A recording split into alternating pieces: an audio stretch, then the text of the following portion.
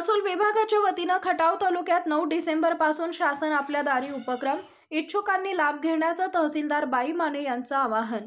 महाराष्ट्र शासन महसूल व वन विभाग तहसीलदार तथा कार्यकारी दंडाधिकारी खटाव वडूज यांच्या वतीनं शासन आपल्या दारी उपक्रमाअंतर्गत मंडल अधिकारी स्तरावर कॅम्प आयोजित करण्याबाबत सूचना करण्यात आल्या।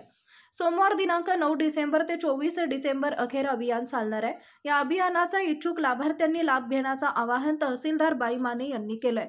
खटाव तालुक्यातील प्रत्येक मंडलाधिकारी स्तरावर शासन आपल्या दारी उपक्रमाअंतर्गत कॅम्प आयोजित करण्यात येत असून त्यामध्ये प्रामुख्याने हस्तलिखित 7/12 प्रमाणे चालू संगणकीकृत 7/12 उतारे दुरुस्त करणे, वारस नोंद करणे, अ, पा, क शेरा कमी करणे,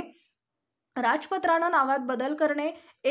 मे शेरा कमी करणे आदी कामं करण्यात येणार आहेत। शासन आपल्या दारी हे अभियान पुसेगाव इथं मंडलाधिकारी कार्यालयात दिनांक 9 डिसेंबर रोजी, कलेढोण मंडलाधिकारी कार्यालय इथं 10 डिसेंबर रोजी, बूथ मंडलाधिकारी कार्यालय इथं 11 डिसेंबर रोजी, खटाव मंडलाधिकारी कार्यालय इथं 12 डिसेंबर रोजी, वडूज मंडलाधिकारी कार्यालय इथं 13 डिसेंबर, मायनी येथील मंडलाधिकारी कार्यालय 16 डिसेंबर, पुसेसावळी मंडल अधिकारी कार्यालय 18 डिसेंबर, भोसरी मंडलाधिकारी कार्यालय 19 डिसेंबर, औंध मंडलाधिकारी कार्यालय 20 डिसेंबर, निमसोड मंडलाधिकारी कार्यालय 23 डिसेंबर, कातरखटाव मंडलाधिकारी कार्यालय 24 डिसेंबर रोजी आयोजित करण्यात आले।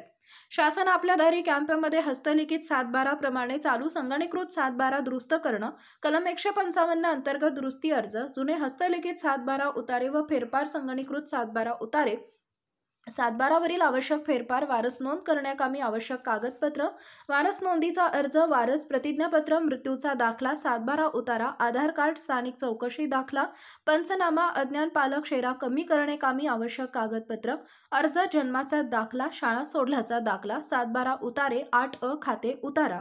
राजपत्रानं नावात बदल करणे कामी आवश्यक कागदपत्र, अर्ज, नावातील बदलाबाबतचे गॅझेट, महाराष्ट्र शासन राजपत्र, स्वयंघोषणा प्रश्न, प्रतिज्ञापत्र, 7/12 उतारे, 8 खाते उतारा, मे शेरा कमी करण्याबाबत आवश्यक कागदपत्रे, अर्ज, मे नोंद असलेबाबत वारस फेरफार, हस्तलिखित व संगणकीकृत 7/12 उतारे अशा प्रकारे कागदपत्र घेऊन इच्छुक लाभार्थ्यांनी आपापल्या मंडल कार्यालयात त्या तारखेला संपर्क साधावा असं आवाहन तहसीलदार व मंडल अधिकारी यांनी केलंय। डॉक्टर विनोद खडे, लोकराष्ट्र।